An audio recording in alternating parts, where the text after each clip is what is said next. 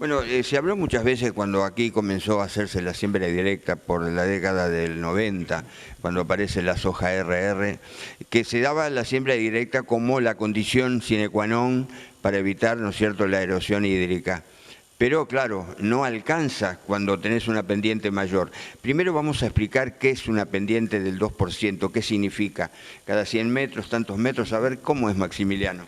Bien, para poder ir entendiéndolo, lo expresamos, las pendientes normalmente pueden expresarse en grados de pendiente o en porcentaje. Para las pendientes que tenemos en nuestra zona, hablamos de porcentaje. Entonces decimos, tenemos una pendiente de 1%, 2%, 3%, eso significa que tenemos un cambio en el nivel del suelo de 1 metro, 2 metros o 3 metros cada 100 metros. Esa es la referencia que tomamos.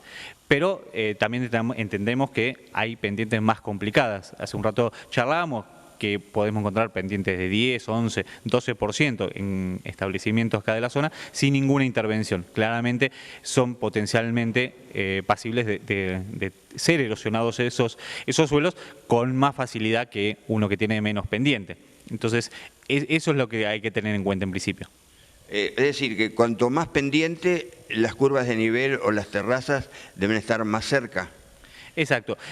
Una vez que se plantee una estrategia de conservación de suelo y entendemos que es necesaria una práctica estructural, es decir, la construcción de terrazas, por ejemplo, entonces se debe hacer un relevamiento planialtimétrico, es decir, conocer cuáles son las curvas de nivel, es decir, las curvas que unen puntos de igual altura y que son el dibujo que caracteriza a ese relieve del lote o del establecimiento. Lo ideal es trabajar a nivel de cuenca, pero no es bastante difícil, así que se trabaja a nivel de establecimiento o lote. Entonces, una vez que está ese diseño, nos permite a nosotros diseñar las terrazas, que son esos lomos y que van a tener un espaciamiento que va a estar determinado por la pendiente. En algunos sectores van a estar más espaciados y en otros menos. Lo ideal es trabajar con la gente del establecimiento, con quienes van a trabajar con la maquinaria propia del campo o contratada para generar un acuerdo, es decir,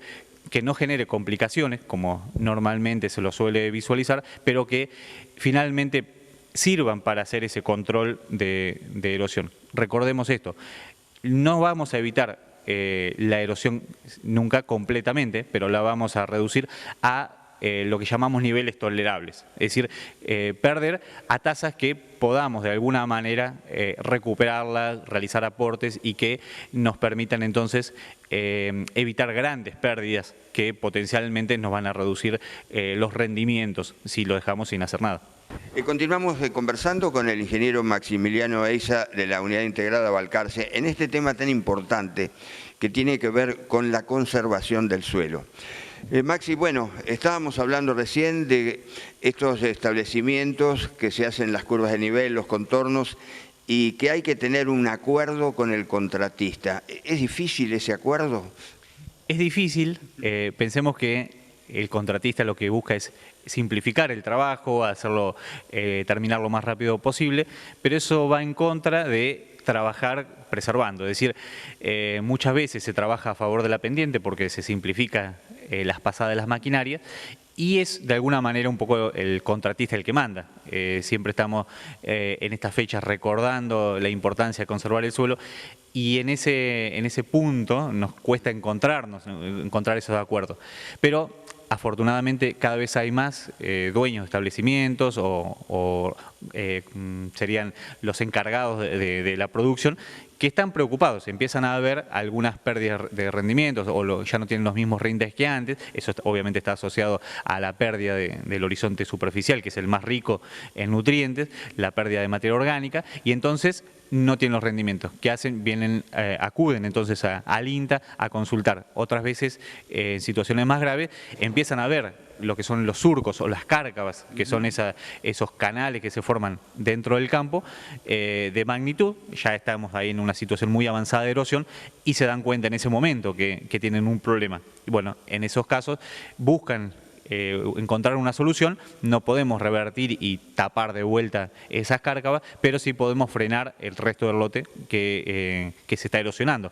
Entonces, En ese acuerdo decimos, bueno, está bien, este es el plan, es el proyecto que tenemos, podemos plantear un proyecto estricto, pero ese proyecto estricto lo podemos ir adaptando en función de esas necesidades que tienen los productores. Bueno, el año pasado tuvimos unas charlas muy interesantes que se hicieron en Balcarce respecto a este tema y que tiene que ver con aquellas producciones intensivas como papa, me decías vos también, lo que hace zanahoria, ¿no es cierto?, que, bueno, digamos, no respetan mucho todas estas premisas de conservación del suelo. ¿En qué estado está todo aquello? Bien. Estamos trabajando junto con, el año pasado comenzamos junto con el Ministerio, junto con asociaciones de productores de papa, con la Asociación Argentina de Ciencia del Suelo, en generar un protocolo que pueda ordenar la forma de producir. Esto es importante porque librado solo a la producción espontánea o eventual de un año, puede generar y genera pérdidas muy grandes o un deterioro muy grande del suelo. Esto significa que no se toman en cuenta todas las condiciones en las que se debería hacer correctamente el cultivo. Hablamos de papa, hablamos de zanahoria, en otras zonas cebolla, porque, ¿qué pasa? La producción busca campos que tengan